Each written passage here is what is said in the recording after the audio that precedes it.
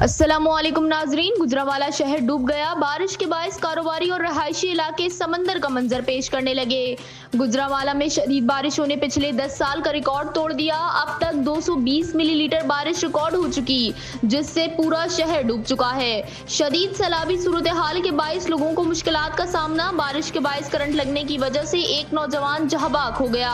शहरियों की जानिब से जिला इंतजामिया, वासा और वापडा की लापरवाही को इस वाकये का जिम्मेदार करार दिया जा रहा है। मौजूदा मौसम की सूरत हाल के मुताबिक गुजरांवाला में दर्जे हरारत 26 डिग्री सेंटीग्रेड है, जिसमें नमी 92% है। अगले घंटों के दौरान बारिश की मजीद पेशगोई की गई। गुजरांवाला के लिए तवील अलमुद्दती मौसम की पेशगोई के मुताबिक अगले 3 दिनों में दर्जे हरारत 25 से 30 डिग्री सेंटीग्रेड के दरमियान रहने की तवक्को है, जबकि रात के औकात में 24 डिग्री सेंटीग्रेड तक गिरने की इम्कान। बारिश की पेशगोई भी की गई है।